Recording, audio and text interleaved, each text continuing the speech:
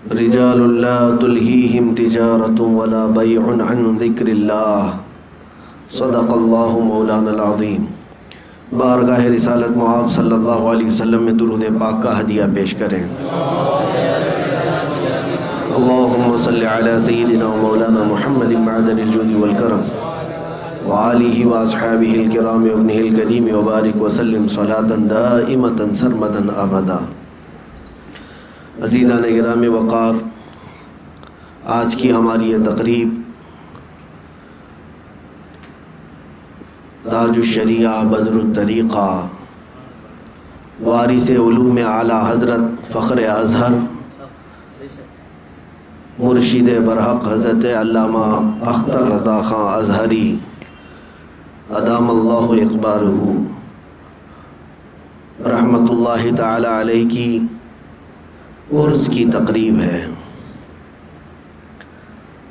یقیناً دنیا میں اللہ تبارک و تعالیٰ کچھ بندوں کو بھیجتا ہے جو اپنی مختصر سی عمر میں لوگوں کے سوچ و فکر اور ان کے طور طریقے کو بدل کر اللہ والا بنا دیتے ہیں۔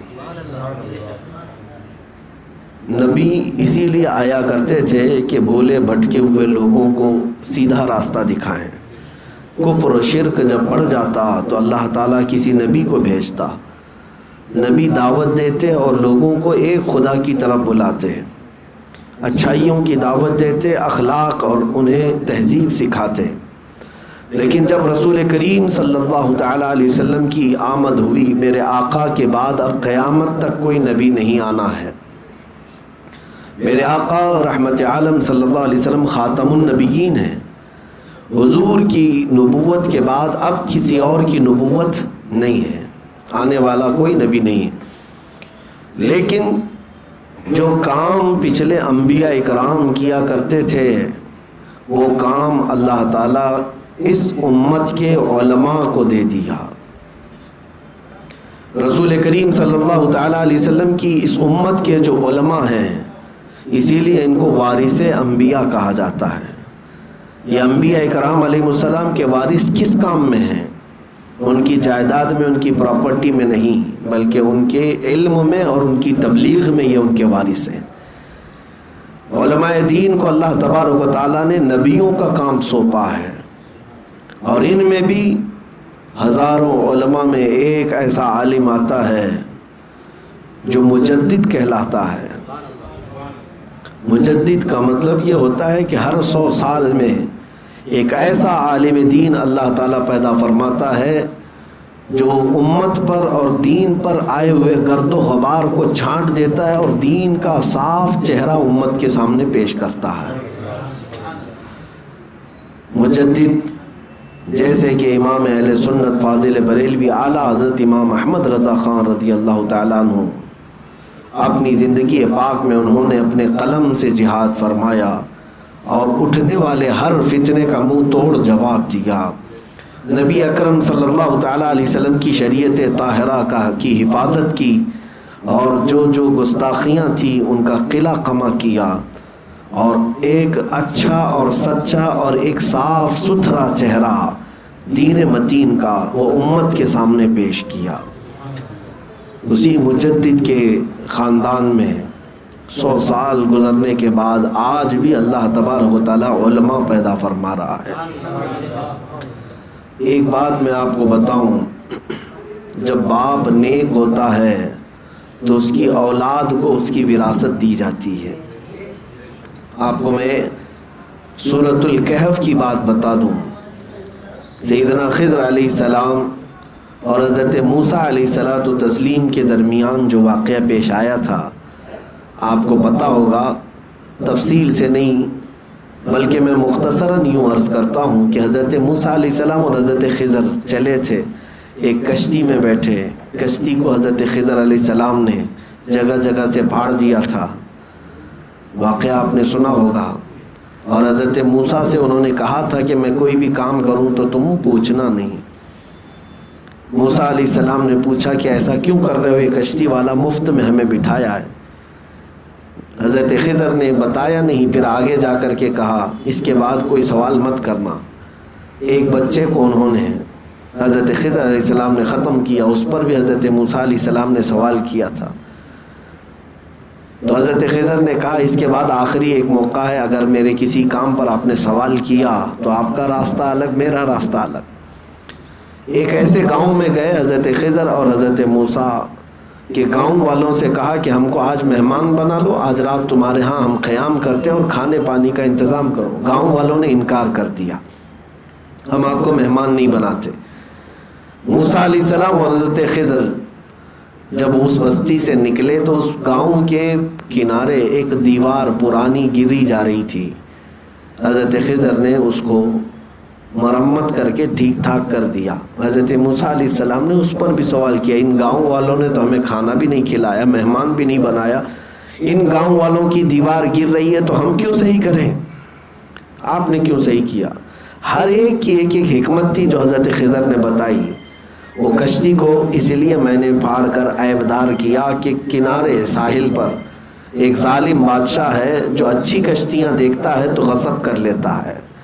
میں نے اس کی کشتی میں تھوڑا عیب لگا دیا تاکہ اس کی کشتی بادشاہ کے دست برد سے محفوظ رہے۔ اس بچے کا معاملہ یہ تھا کہ اس کے ماں باپ مومن صالح تھے، لیکن یہ ڈاکو بن کر کے ان کے کفر کا ذریعہ بنتا۔ تیسری جو وجہ بتائی اس کے لیے میں نے واقعہ آپ کے سامنے رکھا ہے۔ یہ دیوار کیوں میں نے بنائی؟ گاؤں والے تو ظالم ہیں، گاؤں والے تو ٹھیک نہیں ہے، انہوں نے مہمان نہیں بنایا یا کھانا نہیں کھلایا، وہ برے ہیں۔ لیکن یہ جو دیوار ہے تو یتیموں کی ہے۔ وَأَمَّا الْجِدَارُ فَكَانَ لِغُلَامَيْنِ يَتِيمَيْنِ فِي الْمَدِينَةِ، دو یتیم بچوں کی دیوار ہے اور اس دیوار کے نیچے خزانہ چھپا ہے، ان بچوں کے باپ نے خزانہ رکھا تھا۔ یہ بچے جب جوان ہو جائیں گے تو اپنا خزانہ نکال لیں گے، لیکن اگر یہ دیوار گر جاتی گاؤں والوں کو پتہ چلتا خزانہ پورا ہڑپ لیتے، ان بچوں کا حق مارا جاتا۔ تو میں نے ان کی دیوار صحیح کر دی تاکہ ان کا حق سلامت رہے۔ اب اس میں ایک لفظ آیا ہے کہ وَأَمَّا الْجِدَارُ فَكَانَ لِغُلَامَيْنِ يَتِيمَيْنِ فِي الْمَدِينَةِ وَكَانَ تَحْتَهُ كَنْزٌ لَهُمَا وَكَانَ أَبُوهُمَا صَالِحًا۔ اللہ تعالیٰ نے قرآن میں فرمایا، حضرت خضر نے فرمایا ان دونوں بچوں کا باپ نیک آدمی تھا، ان بچوں کا باپ نیک آدمی تھا۔ اب تفسیر میں فرمایا گیا، تفسیر میں یہ فرمایا گیا ہے کہ یہ جو دو یتیم بچے ہیں ان کا باپ نہیں بلکہ ان کی ساتویں پشت پر دادا نیک تھا۔ ساتویں پشت پر باپ کا باپ کا باپ کا باپ، اس طرح سے ساتویں پشت پر جا کر نیک آدمی تھا، اور اس کی نیکیوں کی برکت سے اللہ تعالیٰ 7 پشتوں کے بعد آنے والی اولاد کی بھی حفاظت فرما رہا ہے۔ اب اندازہ کریں، ایک بندہ نیک ہوتا ہے تو اس کی وراثت اس کی اولاد کو بھی مل جاتی ہے۔ اب یہاں پر میں نے یہ بات اس لیے چھیڑی کہ وقت کے ایک عظیم مجدد کو ہندوستان نے اپنی آنکھوں سے دیکھا، وہ عاشق رسول فنا فی الرسول، مصطفیٰ کریم صلی اللہ تعالیٰ علیہ وسلم کے دربار میں اپنا سب کچھ فنا کرنے والا، وہ عاشق صادق امام اہل سنت فاضل بریلوی اعلیٰ حضرت امام احمد رضا خان کی ذات ہے۔ جب انہوں نے اپنی زندگی عشق رسول میں فنا کر دی، اور جگہ جگہ تم ان کے کلام پڑھو تو سمجھ میں آئے گا، اس اعلیٰ حضرت سے اگر کچھ سننے کو ملتا ہے تو یہی ملتا ہے، جان ہے عشق مصطفیٰ روز فضوں کرے خدا، جس کو ہو درد کا مزہ ناز دوا اٹھائے کیوں۔ حضور پاک صلی اللہ تعالیٰ علیہ وسلم کی محبت کے ہی قصیدے پوری زندگی میں، جہاں پر بھی دیکھو خاک ہو کر عشق میں آرام سے سونا ملا، جان کی اکسیر ہے الفت رسول اللہ کی۔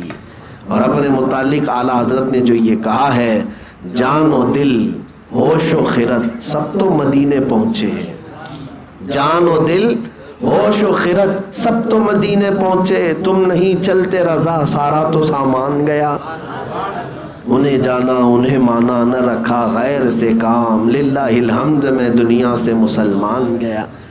تو یہ اس اعلیٰ حضرت کے خاندان میں اللہ رب العزت کا یہ انعام تو دیکھیں. اللہ اکبر.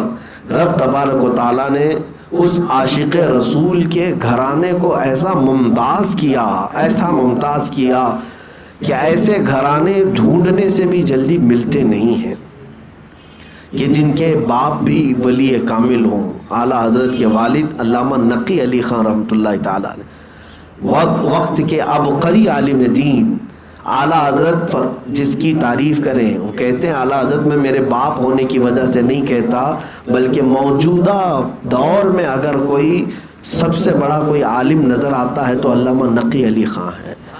فتویٰ نویسی اعلیٰ حضرت نے اپنے باپ سے سیکھی, اپنے والد سے سیکھی. دادا بھی عالم, بھائی بھی عالم, اور یہ سب جب علم کا گھرانہ بنا تو اللہ نے اعلیٰ حضرت کو 2 بیٹے عطا کیے. انعام میں عشق رسول کی برکت ہے.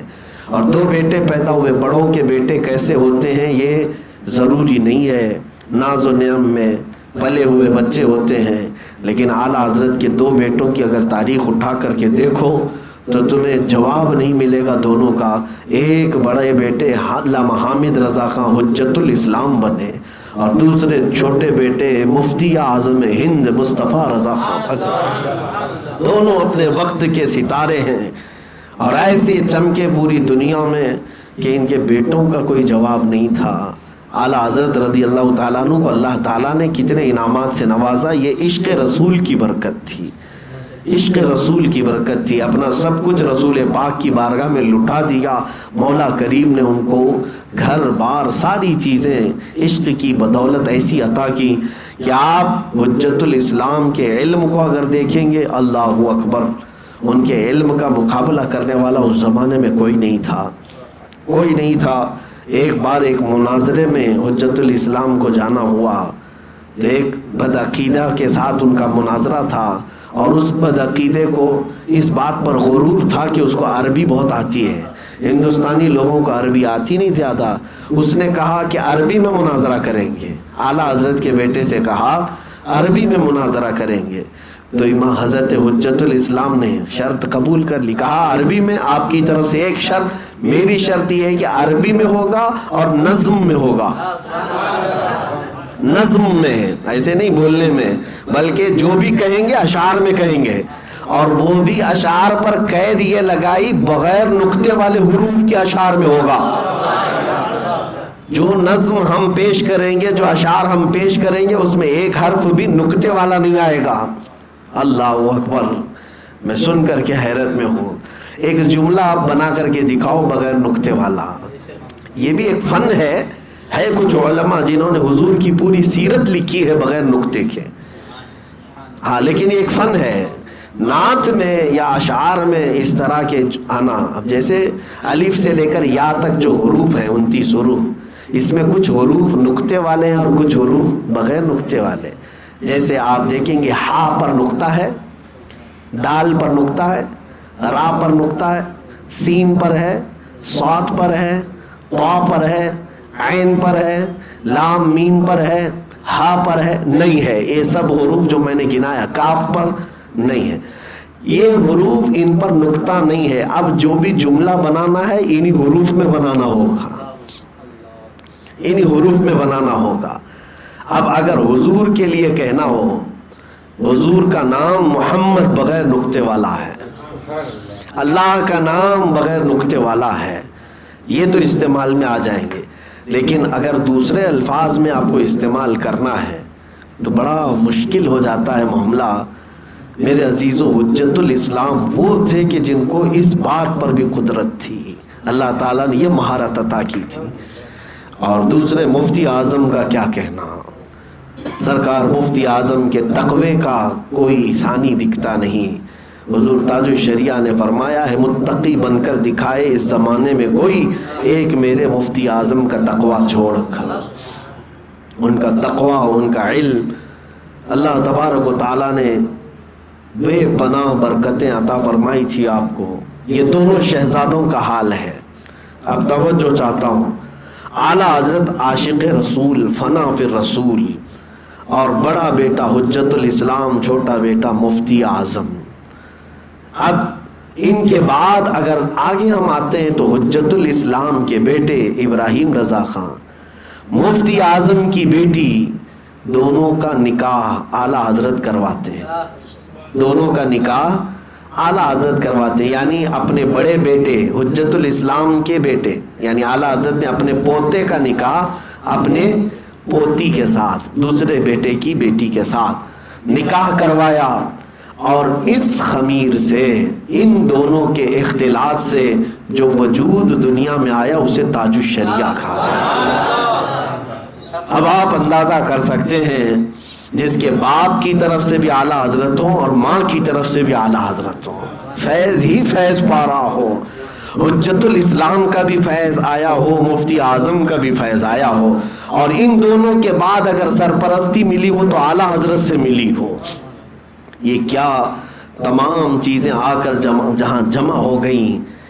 اسی لیے میرے عزیزو آج بھی دنیا دنگ ہے۔ میں نے مرشد گرامی حضور تاج الشریعہ رحمۃ اللہ تعالیٰ علیہ کے ساتھ وقت بتایا، یہ بات نہیں ہے کہ ان کو صرف ہندوستانی پاکستانی لوگ چاہتے تھے، نہیں، عرب کی دنیا میں بھی جب وہ گئے تو اپنے جلوے بکھیرتے رہے۔ ہاں، کچھ لوگوں کو ایسا لگتا ہوگا کہ وہ بڑے خوبصورت تھے دیکھنے میں، اس لیے لوگ ان کی طرف مائل ہوتے۔ ملک شام جا کر کے دیکھو، خوبصورتی کی کمی نہیں ہے، عراق میں جا کر دیکھو، سارے ایک سے ایک خوبصورت لوگ موجود ہیں، ترکی میں جا کر دیکھو، ایک سے ایک خوبصورت موجود ہے، لیکن ملک شام جب دنیا کے حسین لوگ وہاں موجود ہیں، ارے وہاں پر عام لوگوں کو بھی اگر آپ دیکھیں گے تو وہ بہت خوبصورت نظر آئیں گے، لیکن جب ملک شام حضور تاج الشریعہ گئے تھے، اگر حسن کا ہی معاملہ ہوتا تو لوگ ایک دوسرے، روزانہ وہاں گورے لوگ، خوبصورت لوگ گھومتے رہتے، دیکھتے رہتے ایک دوسرے کو، لیکن جب حضور تاج الشریعہ دمشق پہنچے تھے ملک شام، وہاں کے حالات ایسے تھے کہ عوام تو عوام، ملک شام میں جو پچھلے 40 سال سے 50 سال سے بخاری شریف کا درس دے رہے ہیں وہ علماء ہیں، ان میں سے ایک بہت بڑے بزرگ عالم دین ہیں جن کی سند کے لیے دور دراز سے لوگ سفر کر کے آتے ہیں ملک شام میں۔ وہ بزرگ عالم دین جب حضور تاج الشریعہ تشریف لائے تو کھڑے ہوئے، اور اتنا ہی نہیں بلکہ حضرت کی جوتیاں صحیح کرنے کے لیے آگے بڑھے۔ وہ حضرت سے عمر میں بھی کافی بڑے تھے، وہ شہید ہو گئے، اب میں نے بھی ان کو دیکھا ہے۔ میرے عزیزوں، یہ علماء کی بات کر رہا ہوں وہاں کے، اور پھر مصر کی سرزمین پر یہ فقیر حاضر رہا حضور تاج الشریعہ کے ساتھ۔ جب حضرت مصر کے دورے پر آئے تھے، الحمدللہ آپ کی خدمت میں شروع سے اخیر تک میں حاضر رہا، مجھے یہ شرف حاصل ہے، انتظام سے لے کر خدمات تک۔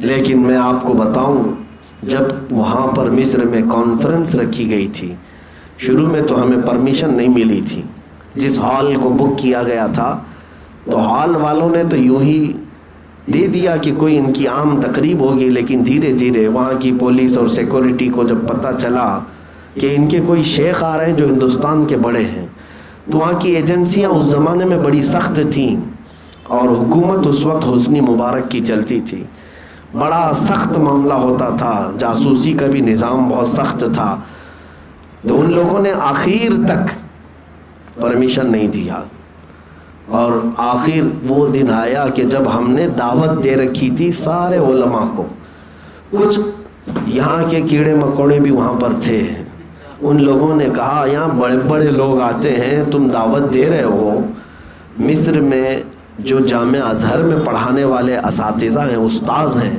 وہ جلدی کسی کی کانفرنس میں جاتے نہیں، ان کے کام کاج اتنے ہوتے ہیں، کئی کتابیں ان کے نگرانی ترتیب پا رہی ہوتی ہیں، وہ جلسے جلوس والے لوگ ہوتے نہیں ہیں۔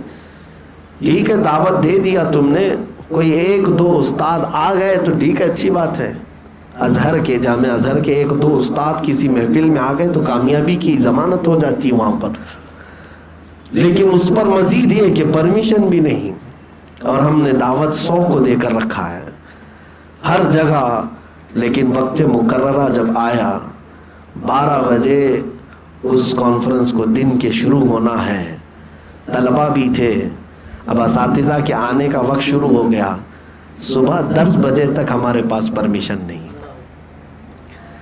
حالانکہ ایسا ہوتا نہیں ہے، ہال والے بھی جو تھے وہ پریشان ہو گئے اور کہا کہ نہیں، ہمیں امن کی طرف سے یعنی ڈپارٹمنٹ کی طرف سے اجازت نہیں ابھی تک۔ اللہ سلامت رکھے، وہاں پر جو اس دن ڈیوٹی پر تھے ایک پولیس والے، وہ امن پولیس کو کہتے ہیں، وہاں پر بڑے عہدے پر تھا وہ بندہ، وہ مجھے بلایا اور کہا میں دیکھ رہا ہوں تم دوڑ رہے ہو، بھاگ رہے ہو، دوڑ رہے ہو، بھاگ رہے ہو، تمہیں لیٹر تو نہیں ملنے والا ہے، ایک کام کرو، تمہارے شیخ آ رہے ہیں، آج میری ڈیوٹی ہے، میں اپنے ذمے پہ کراتا ہوں، میں کھڑا رہوں گا، جو ہوگا میں اپنے اوپر دیکھ لوں گا۔ بس میرا تو دل کر رہا تھا میں اب ہاتھ چوم لوں، اسی لیے کہ اتنی بڑی لاج رکھ لی۔ بعد میں میرے عزیزوں جب 12 بجے کے بعد آنا تھا تو حضرت ظہر پڑھ کر کے تشریف لائے۔ جیسے ہال میں آئے، جو لوگ ہمیں تانا مار رہے تھے کوئی آئے گا نہیں آئے گا، ایک استاد 2 استاد آ گئے کوئی جامعہ ازہر کے تو دیکھ لیں گے، لیکن الحمدللہ ہمارے پاس آج بھی وہ رپورٹ موجود ہے، 27 علماء ازہر اس میں شریک ہوئے تھے، بڑے بڑے عالم جو اپنے کالج کے ڈین ہیں، ڈپارٹمنٹ کے ہیڈ ہیں، شیخ التفسیر ہیں، شیخ الحدیث ہیں، جو وہاں کے مفسر ہیں، محدث ہیں، محقق ہیں، مفتی ہیں، یہ سب اس میں شامل ہوئے تھے۔ سب آئے اور سبوں نے حضرت کا بیان بڑی توجہ کے ساتھ سنا۔ حضور تاج الشریعہ نے عربی میں وہاں پر بیان کیا تھا، مختصر 15 منٹ، لیکن جانتے ہیں جو طلبہ آئے تھے افریقہ کے، اور افریقہ کی جتنے کنٹریز ہیں سب کے کوئی نہ کوئی طلبہ وہاں تھے، ملیشیا کے، انڈونیشیا کے، اس کے علاوہ افغان کے، افغانستان کے، سری لنکا کے، ادھر کے تو تھے ہی، عرب میں بحرین کے، عراق کے، اور کہاں کہاں کے، یہ سب طلبہ وہاں پر جو جمع تھے، قریب 60-70 کی تعداد میں، یہ باہر غیر ملکی طلبہ تھے۔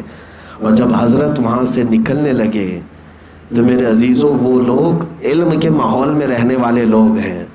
آپ اگر امٹ پڑھتے ہیں پیروں پر تو سمجھ میں آتا ہے کہ ہندوستان میں جہالت ہے، کسی کے بھی پیچھے لوگ پڑ جاتے ہیں، لیکن وہ لوگ جو وہاں پر کوئی پی ایچ ڈی کر رہا ہو، کوئی ماجسٹر کر رہا ہو، جو تحقیق کے طلبہ ہیں اور اساتذہ ہیں، حضرت جب اتر کر جانے لگے تو جیسے یہاں پر ٹوٹ پڑتے، اس سے زیادہ وہ عربی لوگ حضرت پر ٹوٹ پڑے ہوئے تھے، کوئی ادھر سے کوئی ادھر سے، اور ان کا صرف اور صرف اتنا ہی مطالبہ تھا کہ آپ اپنی سند حدیث ہمیں عطا فرما دیں، آپ سے جو سند حضور تک پہنچتی ہے وہ ہمیں عطا کر دیں۔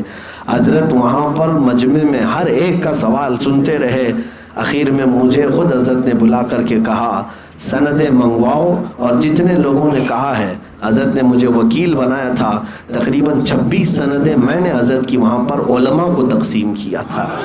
جو پڑھانے والے لوگ ہیں وہ حضرت سے سند لینے پر فخر کرتے تھے۔ یہ ہے میرے تاج الشریعہ کی عظمت، جس نے عرب میں، عجم میں نہیں بلکہ عرب میں بھی اپنا لوہا منوایا۔ اور اگر یہ عظمت اور یہ انعام اگر کسی کو ملتا ہے تو وہ صرف چہرے سے اور کپڑے سے نہیں ملتا، یہ تقوی سے ملتا ہے اور عشق رسول کی بنیاد پر ملتا ہے۔ ہاں میرے عزیزو، تاج الشریعہ رحمۃ اللہ تعالیٰ علیہ کا مسئلہ یہ نہیں تھا کہ بڑے باپ کے بیٹے تھے اس لیے مشہور ہو گئے، نہیں، بڑے باپ کے بیٹے ہوتے ہوتے بڑے کام والے بھی تھے، بڑے عمل والے بھی تھے، بڑے عمل والے بھی تھے۔ آپ نے زندگی پاک میں جو تقویٰ اختیار کیا، آنکھوں دیکھا حال، لوگ آج بھی ان کے مریدین، ان کے خدام، ان کے خلفاء آج بھی موجود ہیں۔ ایک جملہ میں اگر کہوں تو آپ سب کو سمجھ میں آ جائے گی، جو وہ باہر تھے وہی اندر بھی تھے۔ بس اس بات کو سمجھ لیں، جیسا ان کا ظاہر تھا ویسا ہی ان کا باطن بھی تھا۔ وہ تنہائی میں اسی طرح رہتے جیسے مجمع میں ہوا کرتے۔ اللہ تبارک و تعالیٰ نے ان کو جس گھرانے میں پیدا کیا، اس گھرانے کی انہوں نے لاج رکھی تھی، بلکہ اعلیٰ حضرت کے خانوادے کو اور مزید چمکا دیا اپنے تقوی سے اور اپنے علم کی برکت سے۔ آپ کو پتہ ہے آپ ظاہر سی بات ہے میں خود محسوس کرتا ہوں کہ جب دین کی تبلیغ میں ہم نکل پڑتے ہیں تو وقت کی تنگی ایسی ہوتی ہے. آج آپ کے سامنے میں کتنے دنوں کے بعد حاضر آتا ہوں. اپنے محلے میں وقت دینا مشکل ہو جاتا ہے جب ہر جگہ دورے ہو رہے ہوں, جلسے ہو رہے ہوں, لوگ ہر جگہ سے دعوت دے رہے ہوں. میں بہت ادنا آدمی ہوں, چھوٹا آدمی ہوں, میری کوئی حیثیت نہیں,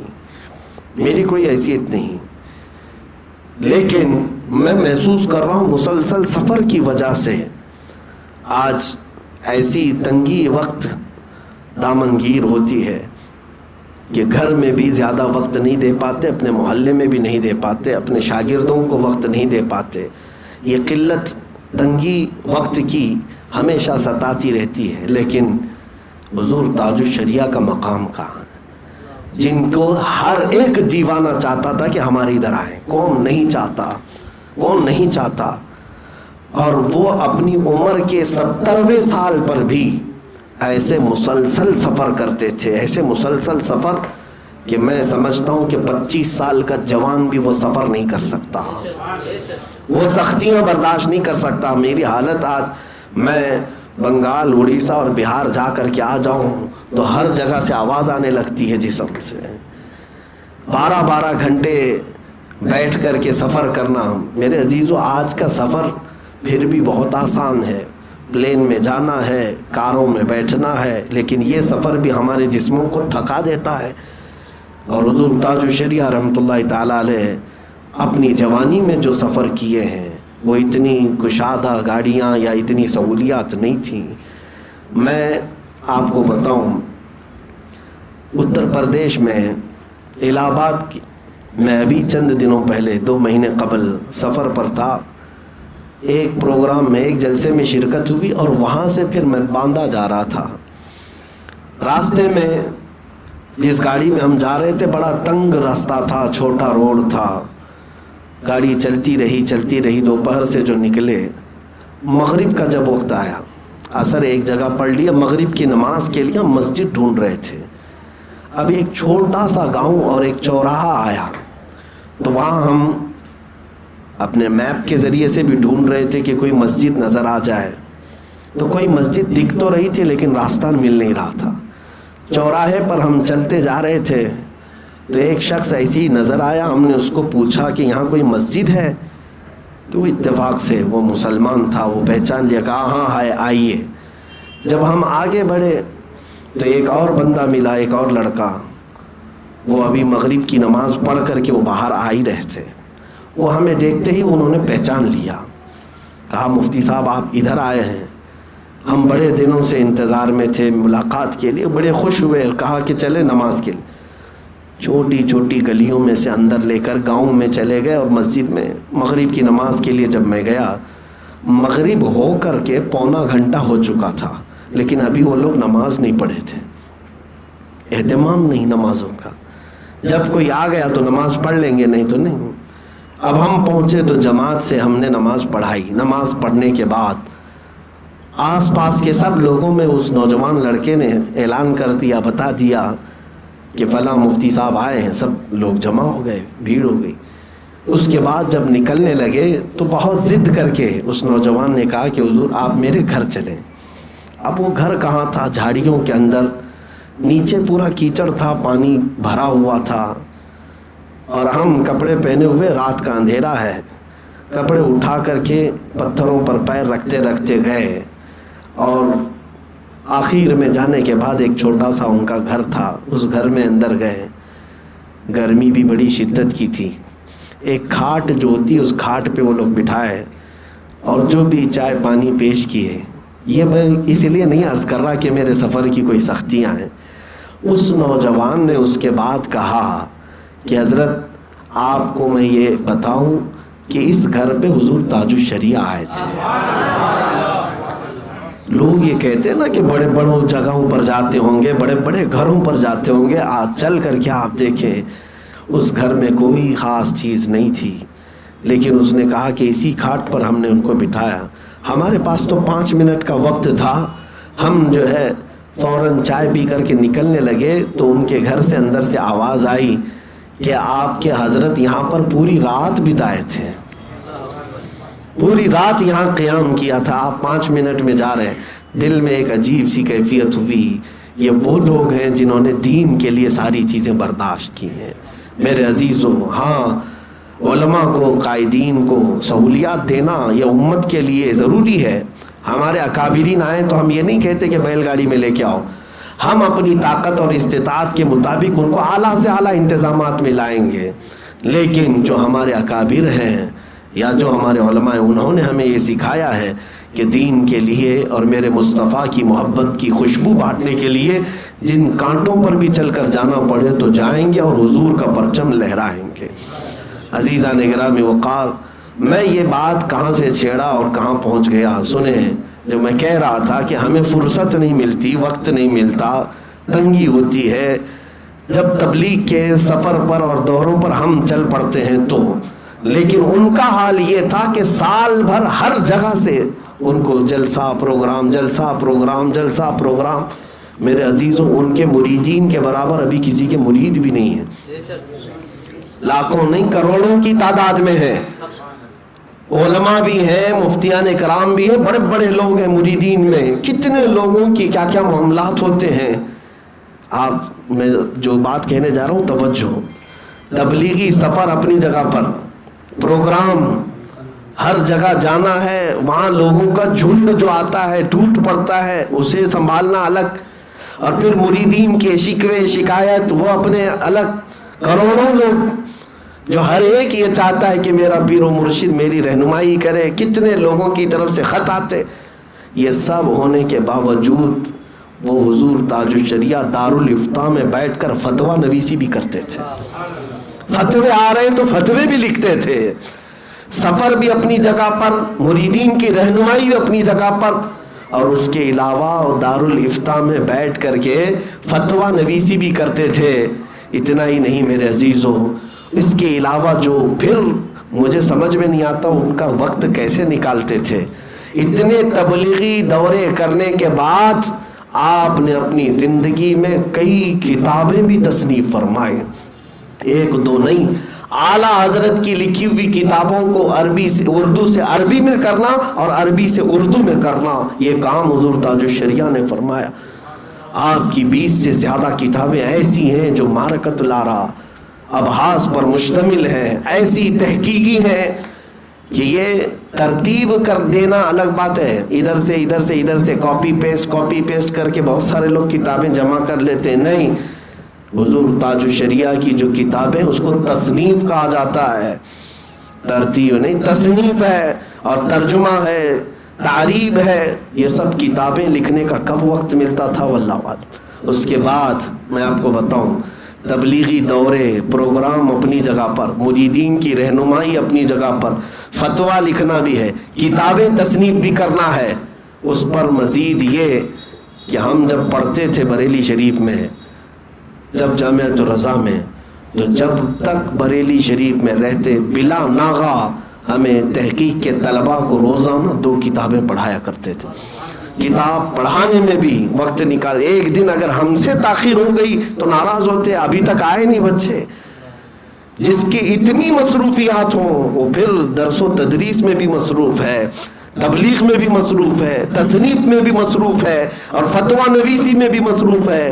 اس پر مزید یہ کہ تھوڑا وقت ملے اور عصر سے مغرب کے بیچ تو قصیدہ بردہ پڑھنے میں مشغول ہے، ان کے وظیفے کا وقت ہے، سب وقت بندھا ہوا ہے، وظیفے کے وقت ان کے جو اوراد وظائف ہوتے تھے کوئی ان کو مخل نہیں ہوتا، کوئی خلل اندازی نہیں کرتا۔ میں بہت قریب سے دیکھی ہوئی چیزیں آپ کو بتا رہا ہوں، وظیفے بھی بلا ناغہ کرتے تھے۔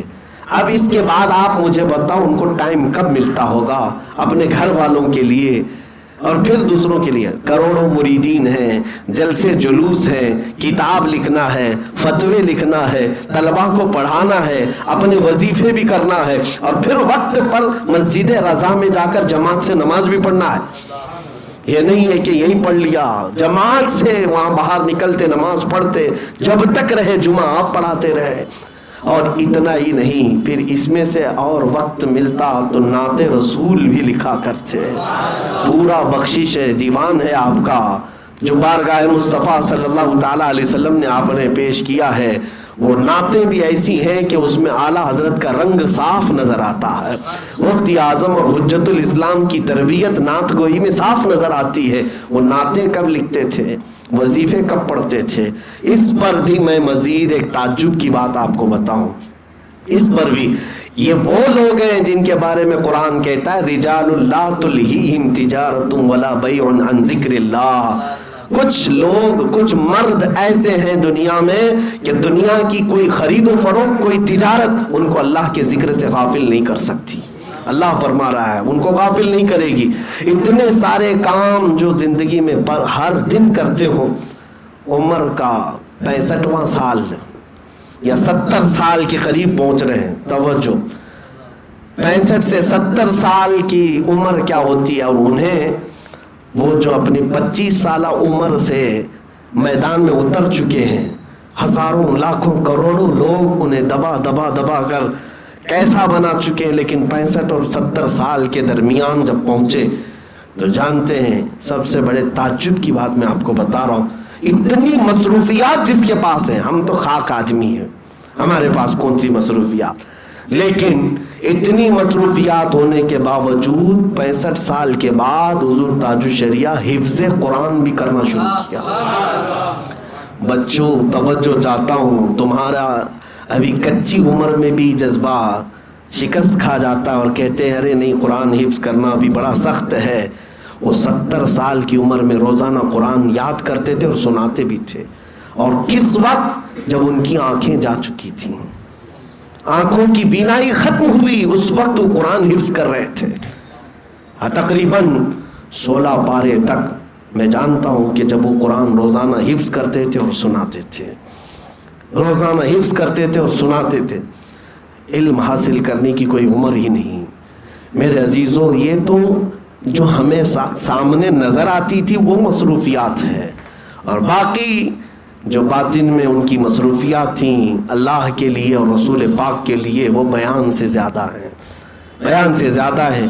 اسی لیے دنیا یوں ہی عاشق نہیں ہے، بلکہ جب کوئی اپنے دل میں تقوی پیدا کرتا ہے اور عشق رسول پیدا کرتا ہے تو رب تعالیٰ پورے مخلوق کے دل اس کی طرف پھیر دیتا ہے.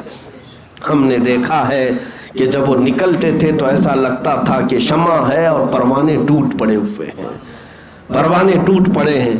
اور یہ اسی بات کی ہے دلیل ہے میرے عزیزوں، جو اللہ کا ہو گیا ساری کائنات اس کی ہو جاتی ہے. جو رسول کا غلام ہو گیا ساری خدائی اللہ تعالیٰ اس کی طرف پھیر دیتا ہے. ساری چیزوں کو اللہ تبارک و تعالیٰ اس کی طرف پھیر دیتا ہے. آج حضور تاج الشریعہ رحمۃ اللہ تعالیٰ علیہ کے جانے کے بعد ایک عہد کا خاتمہ ہو گیا، ایک دور کا خاتمہ ہو گیا، بلکہ اب صرف تاریخ یہ بیان کی جائے گی. دور تاج الشریعہ، زمانہ تاج الشریعہ، وہ ایک زمانہ تھے اپنے آپ میں، وہ ایک دور تھے اپنے آپ میں. آپ جن لوگوں نے انہیں دیکھا ہے وہ اپنے دیکھنے پر زندگی پر فخر محسوس کریں گے. اپنے بچوں کو یہ چیز فخر کے ساتھ وہ بیان کر سکتے ہیں کہ ہم نے اپنے دور میں ایک عاشق صادق اور اللہ کے ولی کو دیکھا ہے.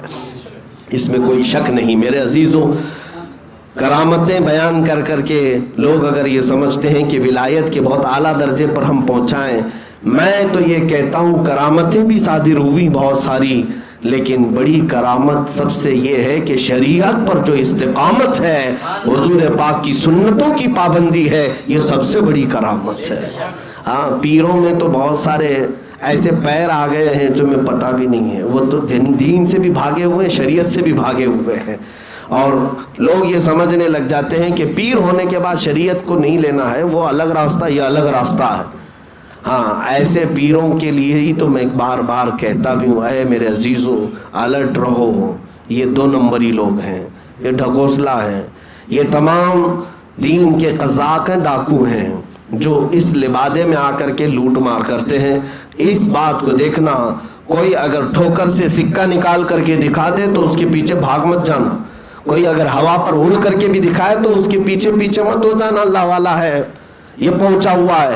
سب کر کے دکھائے، لیکن سب سے پہلی چیز یہ دیکھنا میرے نبی کی شریعت پر ہے یا نہیں۔ اگر حضور کے طریقے پر ہے تو پھر وہ اللہ تبارک و تعالیٰ کی طرف لے جانے والا ہے۔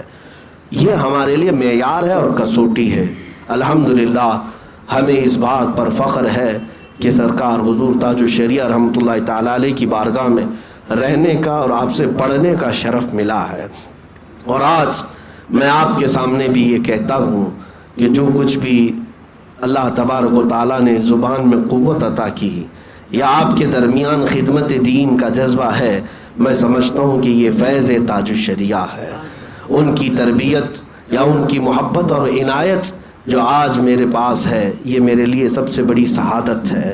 اور میں ڈگریاں آج تک لوگوں کو نہیں بتاتا کہ میں حافظ ہوں، قاری ہوں، عالم ہوں، مفتی ہوں، فلاں ہوں، ڈکا ہوں، نہیں میرے عزیزوں، میں تو ایک عام سا آدمی ہوں۔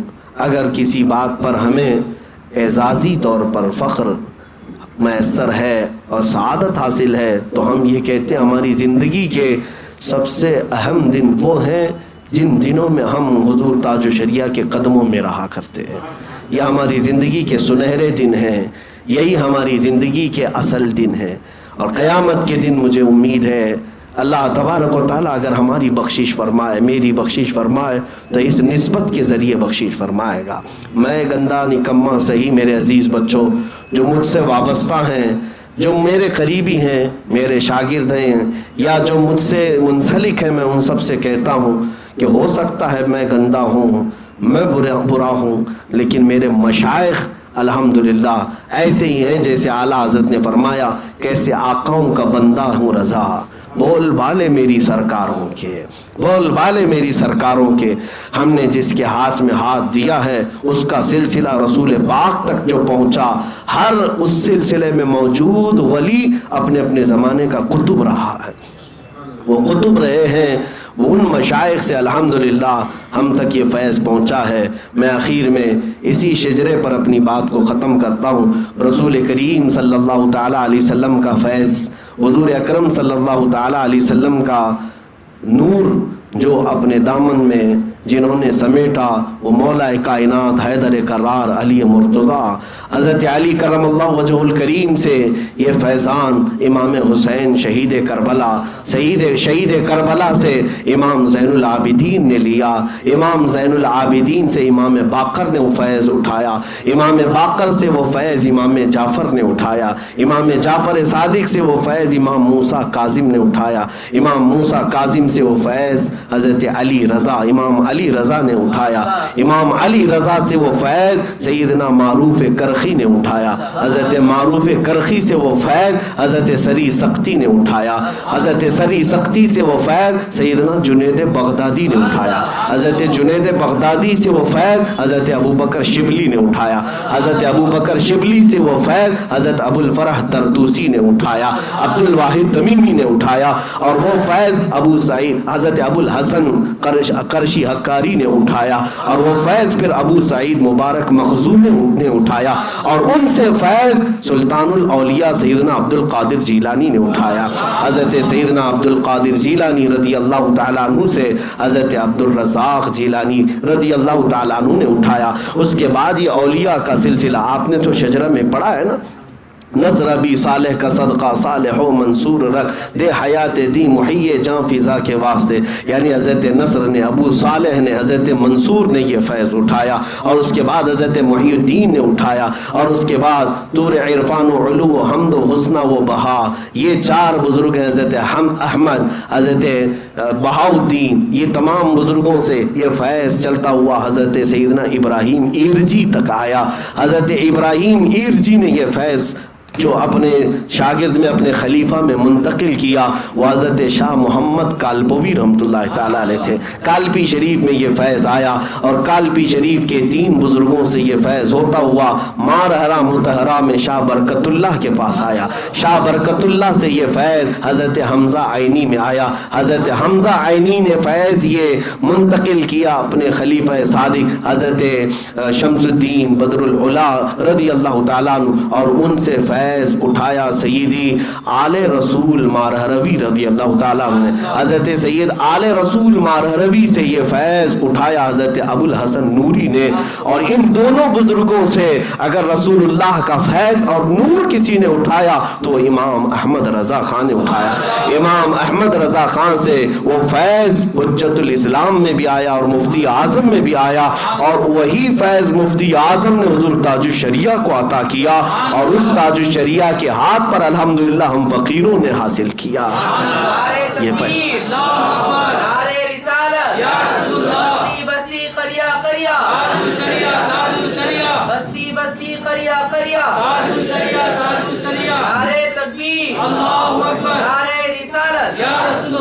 میرے عزیزو, یہ بات میں نے اسی لیے عرض کیا کہ یہ وہ سلسلہ ہے جس کو سلسلۃ الذہب کہا جاتا ہے. اس کی ہر کڑی سونے سے زیادہ قیمتی ہے. اس میں موجود ہر شے اپنے زمانے کے ولی کامل ہے. نبی پاک صلی اللہ تعالیٰ علیہ وسلم کی بارگاہ سے یہ فیض یہاں تک پہنچا ہے. اللہ کریم اس فیض سے ہمیں ہمیشہ وابستہ رکھے اور ان کی غلامی میں زندگی عطا فرمائے, اور عشق رسول کی دولت میں مولا جلائے, اور عشق رسول کے ساتھ ہمیں اللہ اٹھائے. قیامت کے دن مولا انہی بزرگوں کی جماعت میں رسول اللہ صلی اللہ علیہ وسلم کے جھنڈے تلے ہمارا حشر فرمائے. مولا کریم حضور تاج الشریعہ کی قبر پر رحمت و انوار کی ہزاروں رحمتیں بارش فرما. ان کی مرقد پر, ان کی تربت پر مولا تو کروڑوں رحمتیں نازل فرما. مولا میرے مرشد گرامی کو رسول کریم صلی اللہ تعالیٰ علیہ وسلم کا پڑوس بنا دے. حضور اکرم صلی اللہ علیہ وسلم اور ان کے صحابہ کی انجمن میں انہیں جگہ عطا فرما. اے کریم خدا رحم الراحمین, ان کے قدموں کی برکت سے ہم اور یہاں حاضرین جو عرس تاج الشریعہ میں آئے ہیں مولا سب کو عشق رسول کا جام عطا فرما دے. آج کے ان حالات میں عرس تاج الشریعہ میں مولا تیری بارگاہ میں ہم التجا کرتے ہیں, ان تمام گستاخان رسول کو ہلاک و برباد کر دے. مولا کان سنتے سنتے پک گئے ہیں تیرے نبی کے شان میں گستاخیاں, اسلام قرآن اور تیری ذات کو جو گالیاں دی جاتی ہیں. مولا غیب سے تو کوئی ایسی چیز نازل کر کے ان سب کو خاکستر کر دے. اے رب ذوالجلال, اے کریم خدا رحم الراحمین, مولا اگر تو ہمارا امتحان لے رہا ہے, ہماری آزمائش ہے, تو مولا ہم توبہ کرتے ہیں اپنے تمام گناہوں سے. مولا تیرے امتحانوں کے ہم قابل نہیں, تیری آزمائش میں اترنے کے قابل نہیں. اے رب ذوالجلال بے حساب ہم سب کو معاف کر دے, بے حساب ہم سب کو معاف کر دے. مولا بے حساب ہم سب کو معاف کر دے. اے کریم خدا یہ نسبت قادری ہمیشہ ہمارے ساتھ قائم و دائم فرما. یا رب العالمین, یا کرم الاکرمین, قادری کر قادری رکھ قادریوں میں اٹھا, قدر عبد القادر قدرت نما کے واسطے. اے رب کریم احسن الخالقین, مولا اس محفل میں جتنے لوگ آئے ہیں اپنی ضرورتیں لے کر ان کی ضرورتیں پوری فرما دے. جو بیمار ہیں انہیں شفا دیتے ہیں. اے رب ذوالجلال, ہم میں سے جو مقروض ہیں ان کے قرضوں میں آسانیاں دیں, جو بے اولاد ہیں انہیں صاحب اولاد بنا دیں, جو ناحق مقدمے اور جیلوں میں ہیں مولا ان کی رہائی کی سبیل پیدا فرما, جو بے روزگار ہیں انہیں حلال روزیاں عطا کر. مولا ہم سب کو حراموں سے محفوظ کر. اے کریم خدا گناہوں کے مرض سے شفا دے دے, گناہوں کی بیماری سے شفا دے دے. الہ العالمین, ہم بد سہی, نکمے سہی, ہم بد اخلاق اور گنہگار سہی, مگر مولا تیرے دربار میں وسیلہ لاتے ہیں ان مشائخ کا جو تیرے حبیب پاک کے سچے غلام ہیں اور تیرے محبوب ہیں. مولا ان اولیاء اور ان مشائخ کے واسطے ہماری دعائیں قبول فرما لے. یا الہی رحم فرما مصطفیٰ کے واسطے, یا رسول اللہ کرم کیجئے خدا کے واسطے, مشکلیں حل کر شہ مشکل کشا کے واسطے, کربلائیں رد شہید کربلا کے واسطے, سید سجاد کے صدقے میں ساجد رکھ ہمیں, علم عقد باقر علم خدا کے واسطے, صدق صادق کا تصدق صادق الاسلام کر, بے غضب راضی و کاظم اور رضا کے واسطے, بیر معروف و سری معروف دے, بے خود سری جند حق میں گن جنے دے با صفا کے واسطے, بہر شبلی شیر حق دنیا کے کتوں سے بچا, ایک کارک عبد واحد بے ریا کے واسطے, بل فرح کا صدقہ کر غم کو فرح دے, حسن و سعد بالحسن اور بو سعید سعد ازا کے واسطے, قادری کر قادری رکھ قادریوں میں اٹھا, قادری کر قادری رکھ قادریوں میں اٹھا, قدر عبد القادر قدرت نما کے واسطے احسن اللہ لہو رزقا سے دے رزق حسن بندہ رزاق تاج الاصفیاء کے واسطے نصر بھی صالح کا صدقہ صالح و منصور رکھ دے حیات دی معیے جاں فضا کے واسطے طور عرفان و علو و حمد و حسنہ و بہا دے علی موسیٰ حسن احمد بہا کے واسطے خانہ دل کو زیادہ روئے ایمان کو جمال شہزیاں مولا جمال الاولیاء کے واسطے بیر ابراہیم ہم پر نار غم گلزار کر بھیک دے داتا بھکاری بادشاہ کے واسطے خانہ دل کو زیادہ روئے ایمان کو جمال شہزیاں مولا جمال الاولیاء کے واسطے دے محمد کے لیے روزی کر احمد کے لیے خان فضل اللہ سے حصہ گدا کے واسطے دین و دنیا کی ہمیں برکات دے برکات سے عشق عقد عشقی عشق انتما کے واسطے حب اہل بیت دے آل محمد کے لیے کر شہید عشق حمزہ پیشوا کے واسطے دل کو اچھا تن کو ستھرا جان کو پرنور کر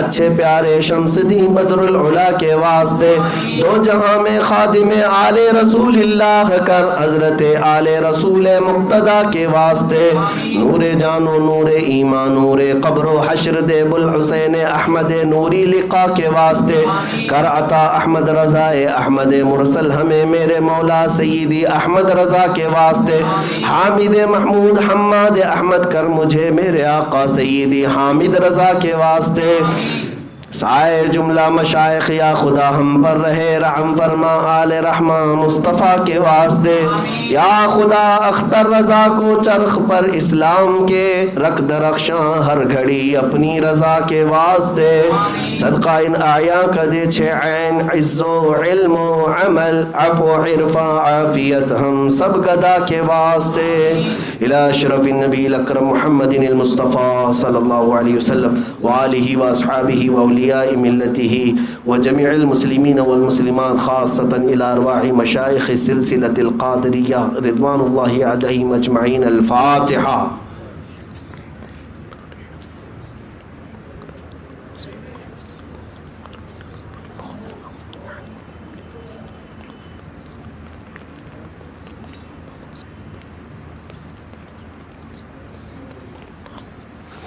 إن الله وملائكته يصلون على النبي يا أيها الذين آمنوا صلوا عليه وسلموا تسليما اللهم صل على سيدنا ومولانا محمد معدن الجود والكرم وآله وأصحابه الكرام وابنه الكريم وبارك